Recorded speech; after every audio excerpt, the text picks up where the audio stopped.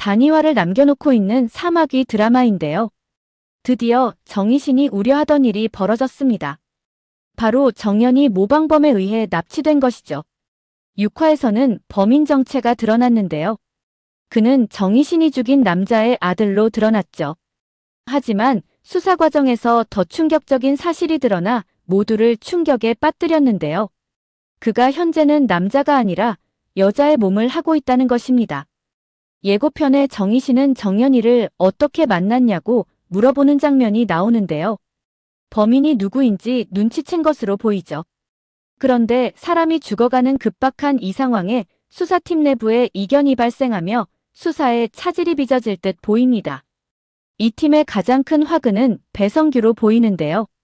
그는 수열이 이 팀에 합류한 첫날부터 그에게 쌍심지를 켜고 달려들었죠. 김나희가 팀장이 되어야 하는데 외부에서 수열이 오자 받아들일 수 없었던 것입니다. 원팀이 되어 수사에 집중하기보다는 수열의 뒤를 캐는데 더 집중했는데요.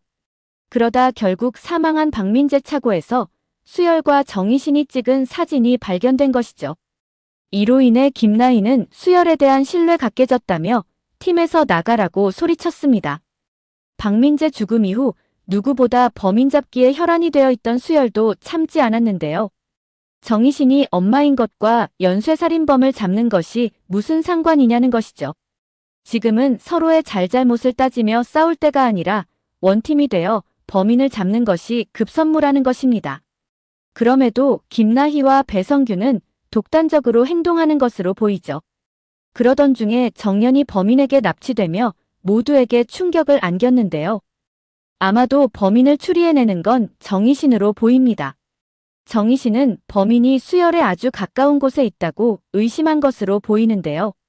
수열과 정연의 일거수일투족을 모두 알고 있기 때문이죠. 그는 수열에게 정연이를 어떻게 만났는지 물어보는 장면이 나오는데요. 수열이 그 과정에 대해서 이야기하며 결국 이 모든 것은 범인이 짠판이었다는 것을 알게 됩니다. 여기서 정희신은 정연 공방에서 함께 일하는 서아라를 지목하게 되는데요. 서아라에 대해서 한 번도 의심한 적이 없던 수열은 설마 하는 심정으로 신원조회를 시작하죠. 그러다 큰 충격을 받게 되는데요. 자신들이 알고 있던 서아라에 대한 정보가 모두 거짓이었던 것입니다. 심지어 개명했다는 사실까지 알게 되는데요. 더 충격적인 사실은 그가 트랜스젠더였다는 사실입니다. 도저히 믿을 수 없던 수열은 어떻게 이런 일이 있을 수 있냐며 그동안 자신 주변에서 벌어졌던 이 모든 일들에 대해서 돌이켜보는데요. 서아라가 범인이라고 생각하자 미스테리 같았던 퍼즐들이 하나씩 맞춰지죠.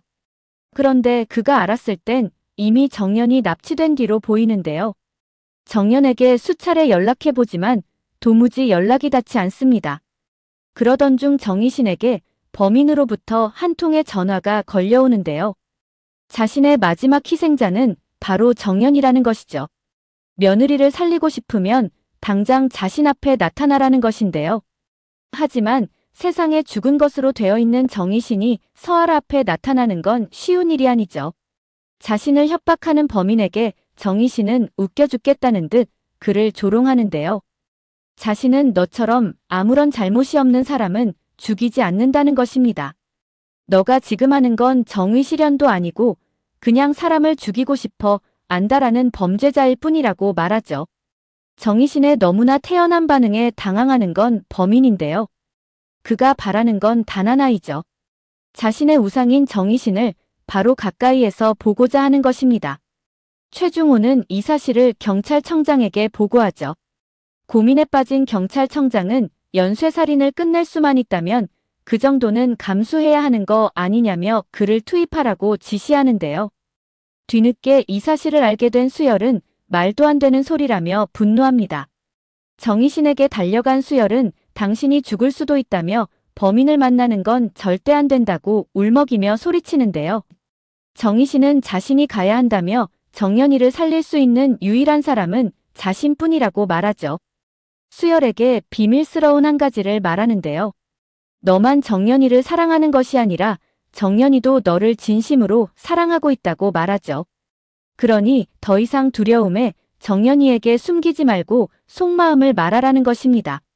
자신이 엄마로서 너에게 해줄 수 있는 유일한 일은 정연이를 살려서 데려오는 거라고 말하죠. 자신 또한 절대 죽지 않는다며 걱정하지 말라고 안심시킵니다. 이에 수열의 눈가 또한 촉촉해지죠. 수열은 정희신이 받은 최면 치료 영상을 보게 되는데요. 그런데 예상치도 못했던 상황을 목격하며 경악합니다. 영상 속 정희신은 아버지 앞에서 울부짖는 모습을 보이죠. 자신은 아버지 딸이라며 딸에게 이런 짓을 하면 안 되는 거 아니냐며 강하게 저항하는 모습을 보이는데요. 그러자 정연남은 딸이니 아버지를 즐겁게 해줘야 하는 거 아니냐며 더 거칠게 정희신을 대하죠. 어린 정희신은 더 이상 저항도 못한 채 고스란히 그의 짐승 같은 짓에 당하고 마는데요. 영상 속 정희신은 시간이 지나도 울음을 멈출 줄 모릅니다. 수열은 큰 충격에 빠졌는데요. 자신이 지금 본 장면이 현실인가 싶죠. 정희신이 아버지라고 부르는 사람은 자신을 돌봐준 외할아버지인데요. 늘 정희신을 괴물이라 부르며 수열에게 절대 가까이에서는 안 된다며 그를 악마화했습니다. 수열 입장에서는 너무나 혼란스러운 상황이죠. 자신이 몰랐던 할아버지의 추악한 민낯이 세상에 드러난 순간입니다. 알고 보니 정희신은 어린 시절부터 정연남에게 지속적으로 성폭행을 당해왔던 것이죠. 그에게 있어 정연남은 괴물 그 자체였는데요. 아무리 그에게서 벗어나려 했지만 유일한 보호자였던 그에게서 벗어날 수 없었던 것입니다. 어머니가 사망한 이후 그 강도는 더욱더 심해졌는데요. 더 이상 그 누구의 눈치도 볼 필요가 없었던 것입니다. 결국 정희신은 아버지의 아이를 임신하게 되는 비극적인 결말을 맞이했는데요. 정연남은 자신의 범죄를 숨기기 위해 수열의 아버지와 결혼을 시킨 것이죠. 결혼과 동시에 정희신은 짐승 같은 정연남에게서 벗어날 수 있다는 안도감에 너무나 행복했는데요. 하지만 그 행복 또한 오래 가지 못했습니다. 남편은 술만 먹으면 자신을 폭행하고 아들인 수열까지 위협하기 시작한 것이죠. 게다가 이웃 남편들도 하나같이 개차반의 쓰레기들이었는데요.